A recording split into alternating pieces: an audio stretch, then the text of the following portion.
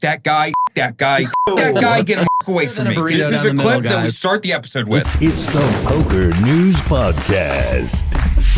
Hey, ladies and gentlemen, welcome to episode 988 of the PokerNews Podcast. I'm Chad Holloway, joined by Mike Holtz, Ben Ludlow, and our special guest, Ryan Depaulo, at Level 9 Studio in Las Vegas. We are getting down to the nitty-gritty of the 2026 World Series of Poker. As we're recording this, they're about to go into day 5 of the WSOP Main Event. And sorry to say, Ben, Mike, you guys are not there. Yeah, I'm sorry too.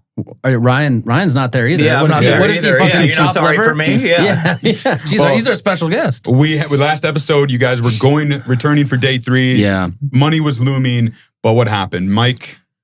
What happened, Mike? They disqualified me because you have to wear clothes at the main event, and I showed up naked. This is true story, by the way. There was a streaker at the Horseshoe the other day. Did you guys see that? I literally saw it. Someone hung dong? Yeah. So I was in the media room, and somebody comes in and says, there's a streaker in the Horseshoe. Fuck yeah. All right, whatever. Chad's like, is it a guy? I gotta go see real quick. 5 minutes later, I'm walking over to the Paris. You would assume this would be all done, but right by the WSOP store in the hallway that connects the two, security surrounding this guy.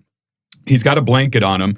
And it was just like this perfect timing. I'm just about to go down the stairs, and this guy just stands up, throws off the blanket. He's buck-ass naked. It's just hanging. Nice. And he starts running, and he runs right towards me. He's as close to me and Ben, looks me in the eyes. Realize he's not getting by me because I'm about to go down the stairs, so he jukes back. Because I'm about to tackle him. And then he takes off running into the Horseshoe. I don't know where it goes from there, but there were dozens of people around. This guy must have been high out of his mind. That's a true story. Yeah. Wait, I could imagine a streaker getting away with like a 35-minute run with the level of effort security cares. They're just like, I don't get paid enough for this, man. Just let it go. He's not hurting nobody. Now the real question is, did he have a nice piece? It didn't look like a big stack to me. All right. Did he have a message?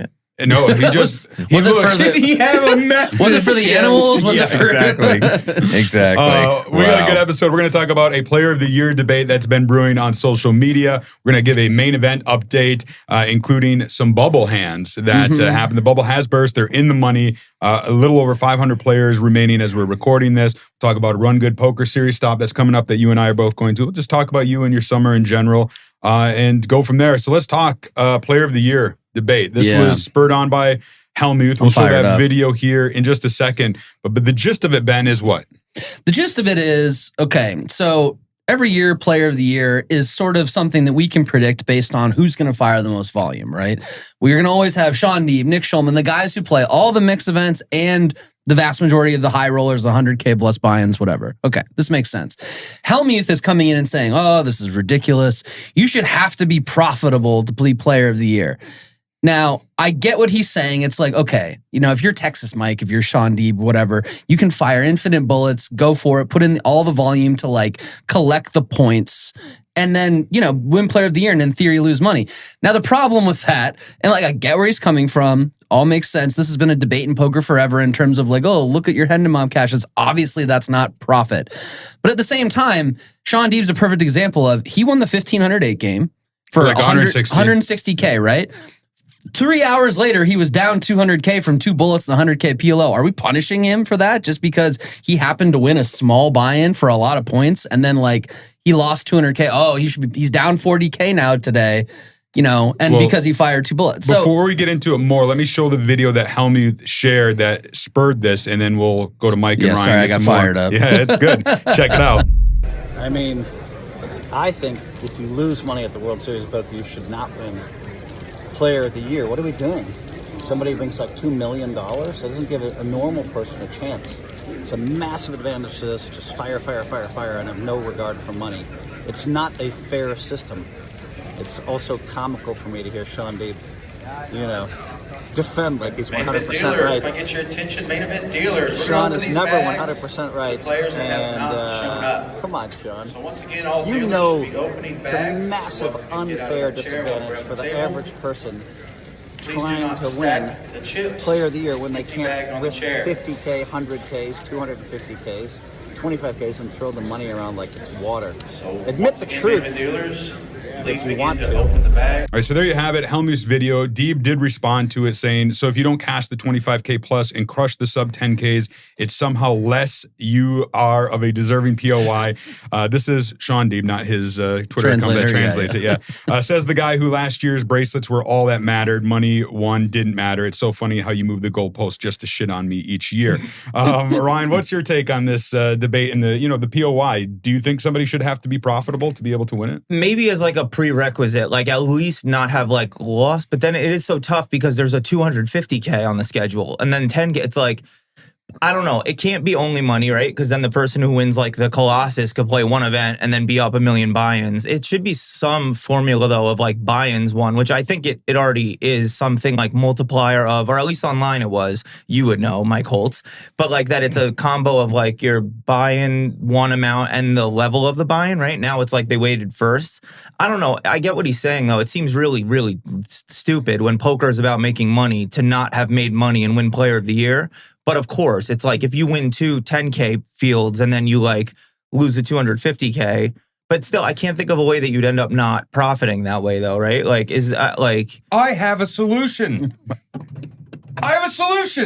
Tell us. Just buy-ins. Right. A multiplier. One $250,000 buy-in is one buy-in. If you lose, you lost one buy-in. Yeah. If you buy into a $1,500 and you win $300,000, you have won 200 buy-ins. Yeah. 199 buy-ins in profit. Now, in that situation, you've actually only won whatever, I forgot what the buy-in was, but 49,000 or whatever. Still profitable. But obviously, it fixes everything. You fired 2 bullets in 250, now it's 198 buy-ins. You're still down 200K, but you've won a bajillion buy-ins. Right. Well, and I think it should just be a prerequisite. I don't think it should be like a... that's a good clarification because this is something Todd Wittella said, and it was along those lines. He was terming I it like... refuse to believe that's how you pronounce his last name. I don't care if it is. Positive units. Whittleys. He's suggesting that every time you enter an event, 1 unit is subtracted from your total. Every time you rebuy, you also have 1 unit subtracted. Every time you cash, you are awarded units based on their value compared to the buy-in, just like you said, right? And so at the end... Todd is a smart guy. At the end, if you're showing positive, then you are eligible for POI. If you're not, then you're not eligible. And then the main WSOP Player of the Year formula applies. I agree, and I think they could fix the main Player of the Year formula. I'd have to like look at it, the deep dive, but it seems weird. For this year, they definitely weighted the PPC more correctly to not have another grinder a year, right? You could tell after the PPC results came in, like Aria and Benny Glazer like jumped to the top, right? And like these guys, but no, what do you think of that, Ben? I think that's a perfect prerequisite. That'd be a great system if they care to do that. I don't know if the people who run it are going to do all that work or not. I don't know, but that'd be a good... I like the idea so much work. Units and math. Spreadsheets are tough, man. I don't know. I don't have a calculator anymore. I like the idea of it as a prerequisite. I think that's an interesting thing because otherwise, if what you do is just based on buy-ins, well, whoever wins the Colossus just wins Player of the Year then because it's like the 50K, you win what? 20 buy-ins for winning $1 million. Yeah, it definitely shouldn't just be like Player of the Year is whoever wins the most buy-ins. That'd be crazy. Yeah. Okay. Yeah. All right, unless you did a formula all in one where you did them and then weighted it, but then we're back to the regular formula again, right? Yeah, like that's what it is anyway. So I think maybe as like a should be part of it. Like who's the sexiest? Like there's a lot of prerequisites. Right, like Grinder was so cool last year, man. God. And it's like, and Deeb had gained the weight back. It's like he's just doing volume. You know what I mean? This guy is just going Cookie raising volume, whatever and poker winning volume. the PPC and the main event. He doesn't win. I know. It's an outrage. But outrage. Does anyone really care? Like, I mean, I care a little bit. Player of the Year is cool for us, and they win. What do they get for it? $100,000 and a $100,000 paradise package and a Player of the Year photo in whatever Caesars Casino they decide to host WSOP at every day. The top 3 finishers will actually get a $100K package to WSOP Paradise. That's sick. And then others, like whoever finishes 4th gets a $30K package. There's like $1 million in the Player of the Year prize pool. Oh, wow. Distributed. I mean, and I do care. I'm being facetious anyway. I do very much respect all the Players of the Year, and I do care. Although I look back at like 2009, I'm like, who the fuck is that guy? No, exactly.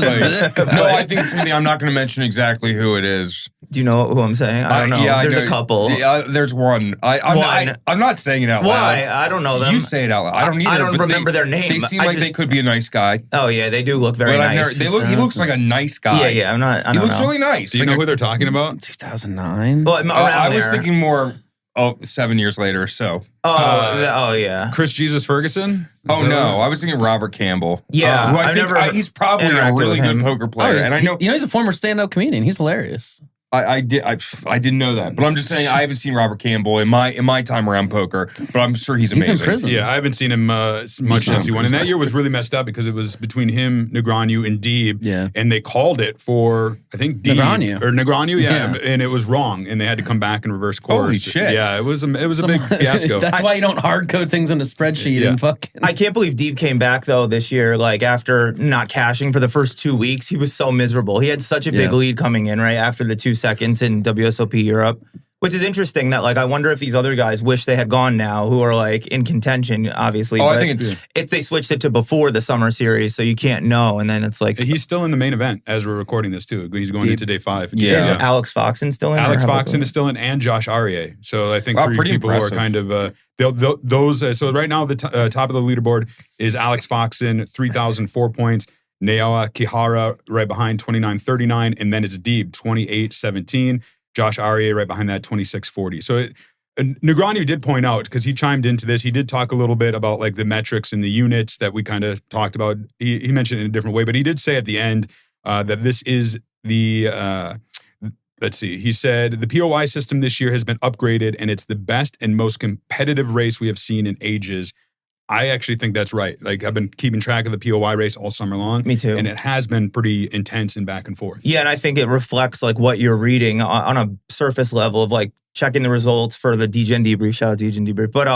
But and you guys watch you guys to study for it sometimes. Your but hat is fucking fire, by the way. Oh, thanks. It's Yeah, I had to incredible. design Go buy this. those hats. I didn't Yeah. steal it. Yeah. you have more of them with you, right? But maybe one, but you got to go to pokertrash.com, but don't yet because the whole merch game is messed up. Orders are getting refunded. People are coming up to me like, yo, I didn't get my hoodie in time, dude. And I'm like, Yeah. thank you for the support. I'm so sorry. Here's $100. Rug pull. Anyway, I knew it. Yeah. No, I was joking because I ordered 6 of them and I haven't gotten them yet.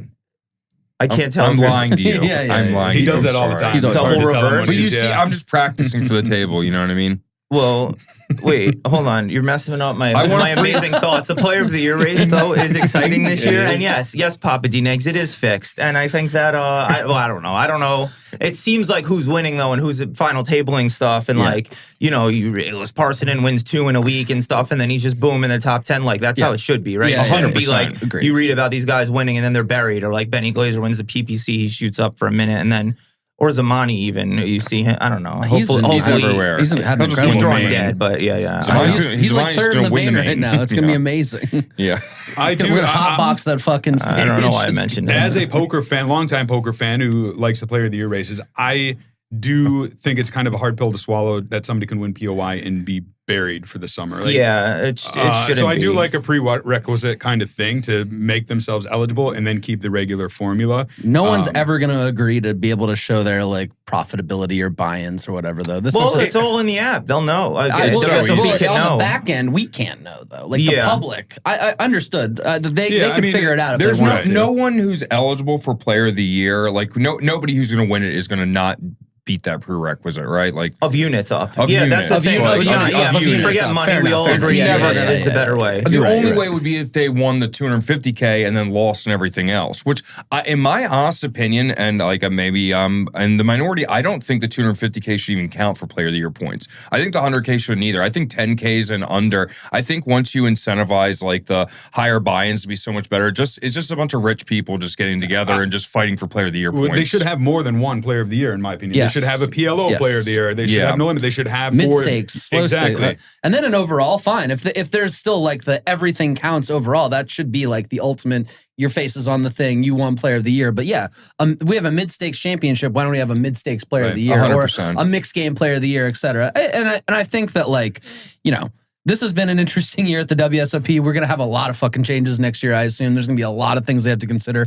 I think this is one that could be pretty easy and that I bet that they would push for more things. I don't think they are. I think they're very. I'm such an apologist. I know you are. I think that they are only going to care about their bottom line. They're going to continue to do this one, and that's included with like the Paradise packages as the prizes. That's just incentive. Like they're going to make more than that in rake just from the people in the top 100 having to come because they're getting free money. It would be fun if they had more. I think it would incentivize more people to come out though to fight for it. Like if you're drawing debt. Like the year of COVID when I won my bracelet online. I remember that. Like I was in the Player of the Year race for the online one because all the buy-ins were within my range. I would be probably drawing dead now, even if there were different ones. Yeah. Well, that's not true. In PLO, I could win. But anyway, I think the main one should potentially be like, I hate the high rollers. I hate that they covered them. It should be like 25Ks and below, and then the PPC only. And maybe something like that. I don't know. Great. Or minimum field size of like 200 maybe. That's great too because something like that. And so I don't care. Like Santosh, like no disrespect, 100%. But like him ranking in there is like funny over some like mid-stakes dude who's having a great summer in buy-ins. What I don't know. It's interesting. I'm with you. Yeah, but I completely that's agree. why I like the year Matakis one because it was like he was like my fucking crushing guy. big field. Yeah, he's the man. That's my fucking guy. And he's so dude. good. Dude. Matakis is one of the best poker players that lives, and nobody talks about. I haven't heard about it. A lot of it's online too. Like no, the guy's final tabling every Venom. He's fucking ridiculous. He's so skilled. Every time I see him, every time I talk to him, he final tabled the PLO 10K. He's one of the best of all time. I love Ian. I think he's so good. But to finish this point, I feel like it would be great if either any of us who aren't playing high rollers, I mean, there's obviously, a possibility to play like a 25K if the summer's going incredible kind of thing.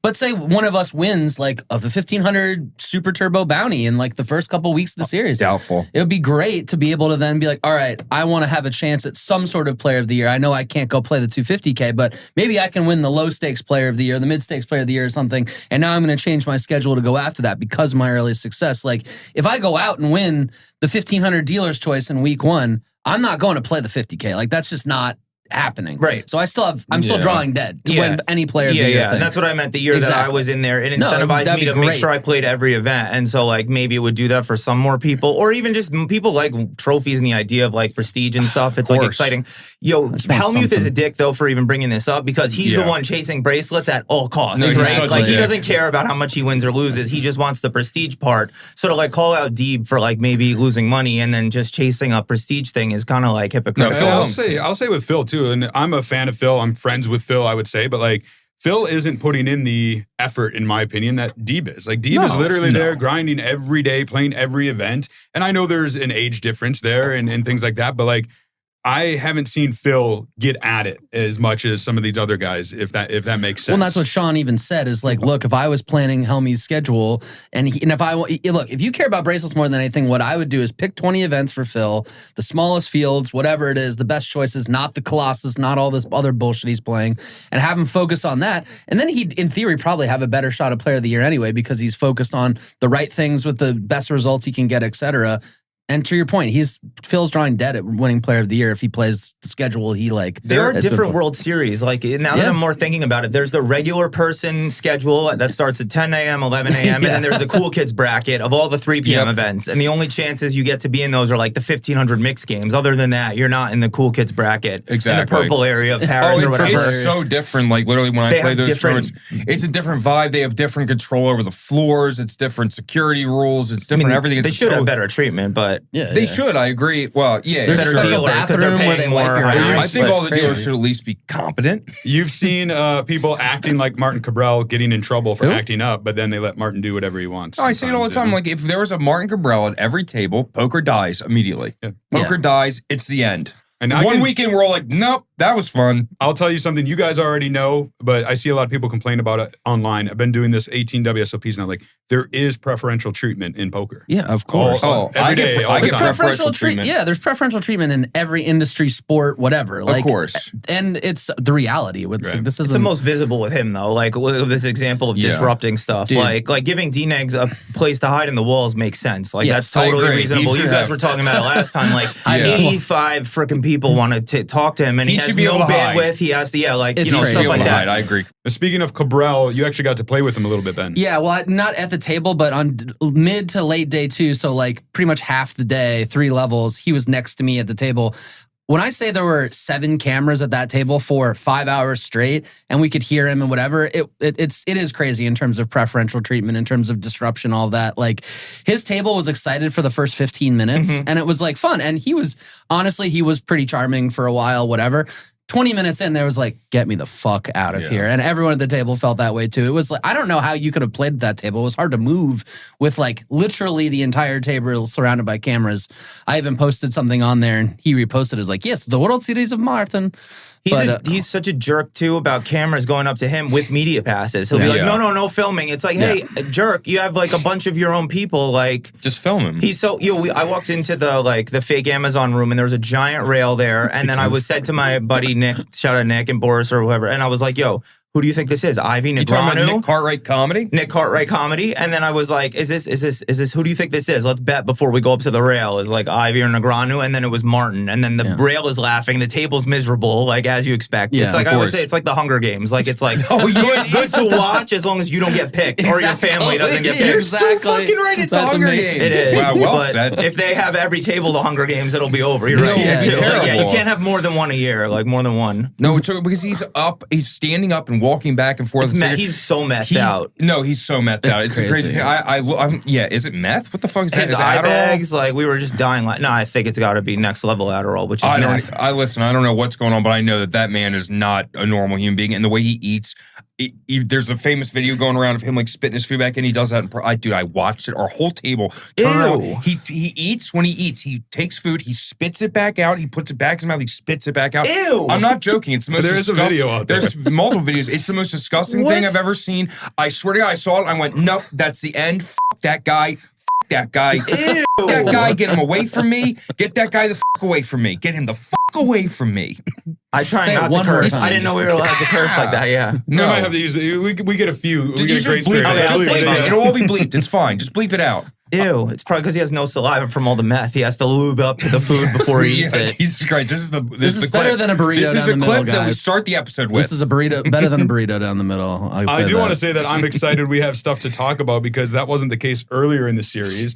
There was a video that you did, and it actually made me laugh really hard. Because it was the series started slow. Like, there weren't huge winners. There wasn't much to talk about for like a week or two. There was like a joker dealt an instruction card every once in a while. But you did a video saying as much, and then you're like, over at the Poker News Podcast, there's so little to talk about that Chad brought in his accountant. That was good. It was Ray Conner. That was a Nick joke. That's a great joke. That's Nick Cartwright. That's a funny guy. There's so much stuff happening every day here, though. It's hard to stay caught up as a poker media person. Even the Poker News Podcast said fuck it and just had a whole episode with Chad's accountant who told people how to do gambling taxes. Well, tax time. Ray Conner, because you've been doing my taxes for more than a decade now, ever since I won my bracelet. We're getting old. Oh, taxes. What the fuck? Yeah, it was slow. It was really funny, though. I really enjoyed that. That's Nick. I didn't Shout out write Ray that one. Conner. Half the jokes I don't write, yeah. Ray Luckily, I got a Conner team. going to testify in front of the IRS for trying to save our taxes. Oh, dude, I keep forgetting that I'm screwed at the end of the year. Yeah, you're fine. I'm the most. No, I'm not. sick Well, brand, I'm you make fine, money. big picture, Fuck. but like people like me who are like break even, but they're doing it for other purposes. Of course. Or like sponsored into bigger events than you would otherwise play, right? It's like because of whatever. Your European buddy is the backs you. Doesn't he take 100% of your action? No, I got dropped before the summer. And what? Are you making a joke? Yeah, I'm we were not talking on the about same this wavelength. podcast. It was right before you lost all your money in craps. You don't remember that? You lost all We're your not on money the in same craps. wavelength. No, Yeah, it's video fine. poker, and it's not. And it was like 80%. I don't get The it. audience gets it, and that's what I matters. don't get it sometimes with my Ben guy gets it, there. right? But Yeah, whatever. Yeah, I should have smoked. let's talk about Yeah, smoke any WSOP weed. Main Event. As I mentioned, we're going into day 5 as we're recording this. 533 players of the 9,208 player field remaining. We are in the money. The money bubble burst, which I'm going to show a highlight video here in a second. And well, screw it. So there was hand for hand. They came back at the start of day 4. They had hand for hand, 4 all-ins in the first hand, all doubled up. Yeah. Second hand, 6 all-ins, and they had 3 bust outs. Here is a little compilation video. Check it out.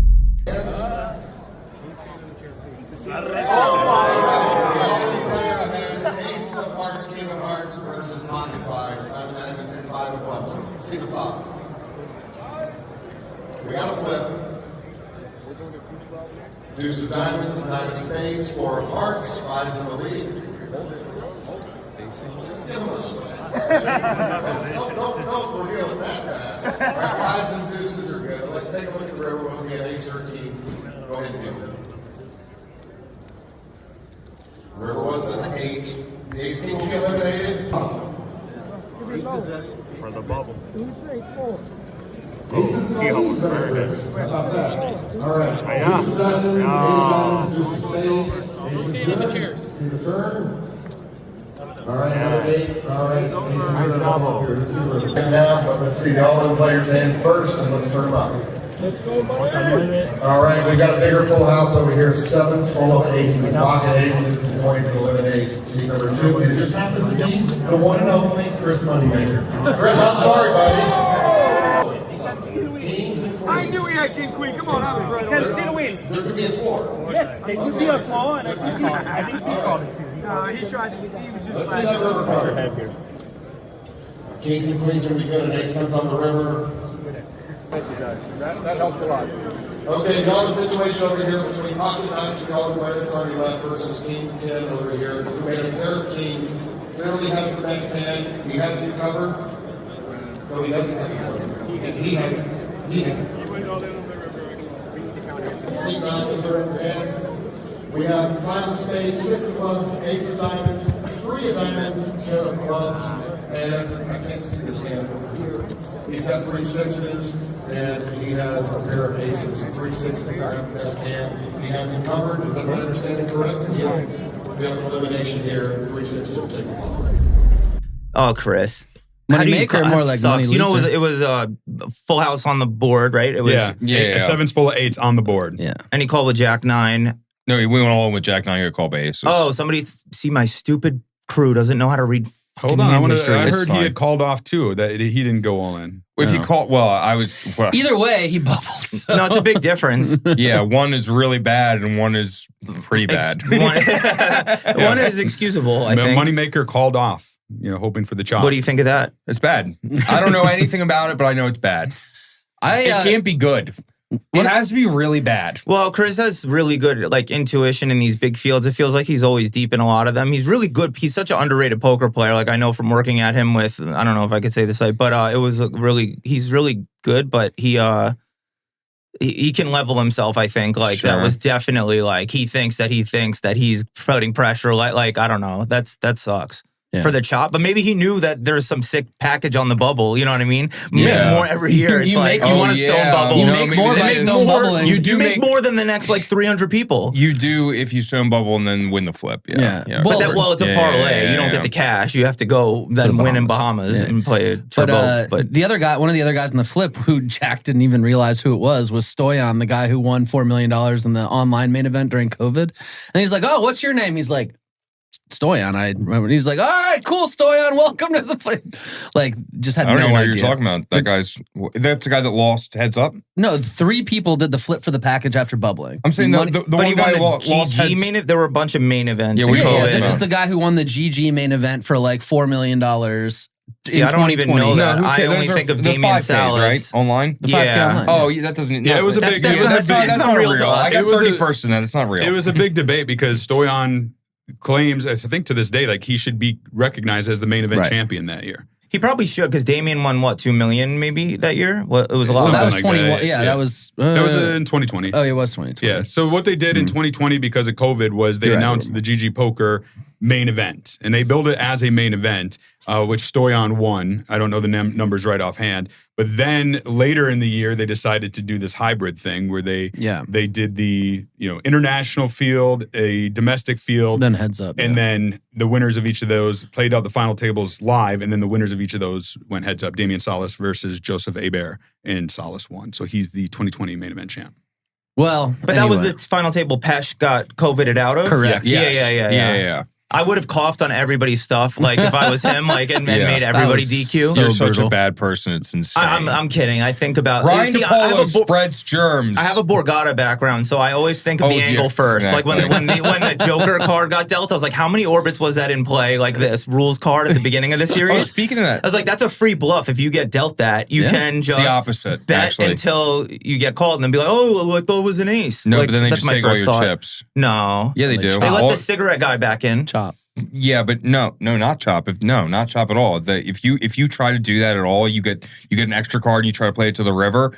If it gets not an figured extra. out, You have 2 cards, and one of them is a rules card. Your hand is dead, and all the money you put in the pot is dead, and your opponent, see how he's shaking his head? Yes, that's the real rule. Look, you see his glasses, right? You see everything. Look at it. He has a PokerNews Podcast patch. Do you think he's wrong? I'm sorry. So wait, he's wrong. Anyone in my audience who I told it was a free bluff, I was being facetious, but don't actually do that. Oh, I'm yeah, sorry. I forgot I watched that, and that's my first thought was, Ryan, what are you saying? None of that is true. Well, I had a good point here. Well, I played with Mike Dentale, speaking of Borgata, and I gotta say, I'm a Dentale guy. It's so fun, dude. He should be on so many more streams. I did bust him. In the main? Yes, I did Was bust he him. unfucking believable? No, we were all such good friends at that point. We were all drinking together. Everybody hugged. We were talking to Jimmy D. Ambrosia's mom on the phone together. It was really like a camaraderie moment, and we all became great friends. And we're getting matching tattoos. Let's talk about this player. I don't know if you guys saw this one. So this was before the money in the WSOP. Recreational player Amit Agarwal. He built up a big stack and then decided he was going to go see a movie, go play 1-2 at South Point, and just try to coast to the money. Did he? I am going to look that up right now. No, he did not coast the money. I think he made a big mistake and then deleted his Twitter account, if I remember correctly. Yeah, he did not make the money. That's what I would do. Honestly, that's what I would do too. Yeah, I think I'm surprised you don't have this follow-up part. Yeah. I thought Kaylin Comiskey said she was going to do the same thing. She ran like a pre-flop bluff with the suited 1-gapper, whatever happened, and then flopped the nuts, doubled up, and she said, I'm just getting out of here. I'm going to smoke a cig or something and let you all know I'm doing my thing. I'm doing my, what's the guy's name?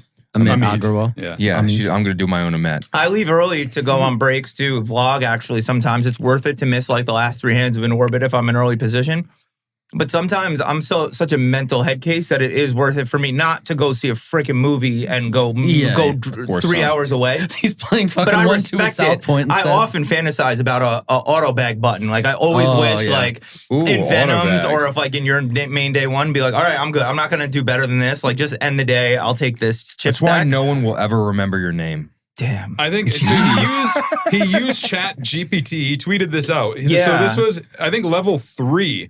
On day 1, he had built up this huge stack. He used ChatGPT's. If he skips levels 4 and 5, he could still come back to day 2D with 100K and I guess in his mind coast to the money. He would only lose 16,000 chips, and he ended up only losing 13,000, I guess, because people played slower than ChatGPT expected. But that's way less than I would have thought, right? To miss 4 hours of play. If you sit down at my table, I'm openly saying we're all playing fast, right? We're playing quick. Yeah, but people aren't capable of that in the main, and then but although this year it's been way better, I was gonna say people have been way less tanky. I think the pre-flop tanking. Maybe I'm just less miserable because I've only been here for like 3 weeks total, like 2 in the beginning and 1 now. But it seems like people are not just like finishing their sentence, looking around, and then looking at their fucking cards. Yeah, it's like just look. I'll kill myself. Just look. I'll jokingly call clock, and then everyone speeds up. Sorry for that tangent. Yeah. That's all right. Poor Amit. I wish that worked. Poor Amit. Amit did say, one of my top priorities in life is to amuse myself. Life is hard in spots. You can't take any of this shit seriously. If I don't amuse myself, who will? It is very important to be ridiculous. I say the same thing about pleasuring myself. No, I'm kidding. No. Speaking of pleasuring myself, the main event is the most pleasure I ever had. So if I had chips, I'd be playing it. I also think about that one, pleasuring. Who else is in? Anyway, Archer is the chip leader. Archer Martirosyan. He's a top 3. He's third in stack, which is impressive because he on the WSOP app he is first. Well, he's not on the PokerNews updates, and PokerNews updates I are the wonder best. who's better. PokerNews. The app. PokerNews updates are better. Yeah, Ben doesn't know what he's talking about. How many times we've corrected? I'm not even doing like a dealers bit. put in PokerNews extra zeros. way better. You guys should keep yelling at each other too. It's gonna really I made be a good day 2, and they put in one of these PLO events. They said I had 5.2 million. The next person had 1.6. They just added an extra 0 to my stack, like stuff like that. Everyone was coming up to me at the start of it, like, yo, you have 5 million. I'm like, no. They added an extra 0. Like, they make errors a lot. Anyway, the whole point of me bringing up Archer was I had him all in for 8K on day 2, his Jack 10 of hearts versus my Ace King, and now he's got 4 million. Yeah. That's all I had. Oh, yeah, that's much more relevant. Yeah, sorry. That's fine. Right, before we wrap this episode, I do want to remind you that PokerNews is headed to the Run Good Poker Series Passport season finale at Thunder Valley Casino. You're going to be there? Yes, I'll be there. I don't know much else about it, but I'll be just like, there. no. I'll be there and say hi to me. Yeah. I'm flying straight from Vegas there because there's the Poker News Cup July 16th through the 19th. This is just one event on the schedule. Actually put together a little promo video about the stop. Check it out. Chad Holloway here. Are you sad that the 2026 World Series of Poker is coming to an end? That there's going to be all these empty tables? Well, I've got good news for you because the Run Good Poker Series season finale is taking place at Thunder Valley Casino in California, July 16th through August 3rd. And what's more, there's a big Poker News event. It is the $400 buy-in, $250K guaranteed Poker News Cup. That'll be running from July 16th through the 19th. I'm gonna be playing. Poker News will be doing live updates. In addition, you can tell me your poker story to win free Poker News swag. It should be a lot of fun. There are also several other events on the schedule, including a $300 buy-in, $100K guaranteed action from July 20th through the 22nd, a $600 buy-in, $500,000 guarantee, Hendon Mob Mid-Major Championship from July 23rd through the 27th, and a Run Good Summit Stack, July 26th to the 29th. That's a $400 buy-in, $100K guaranteed. But the granddaddy of them all, $1,200 buy-in, $1 million guaranteed, $1 million main event, July 30th through August 3rd. This is the Run Good Poker Series Passport season finale with Poker News. I'm Chad Holloway. I say you have it. Poker News will be on site doing live updates, and I will actually get to play for once because I haven't played a ton this summer. And a shout out to our sponsors. Of course, we have PokerStars exclusively on FanDuel and Think Jerky. Ryan, what did you think? Because I know you had one earlier in the episode. Delicious. A+, 10 out of 10. Amazing. As usual, if you eat Jack Links, fuck you. That's what, yeah.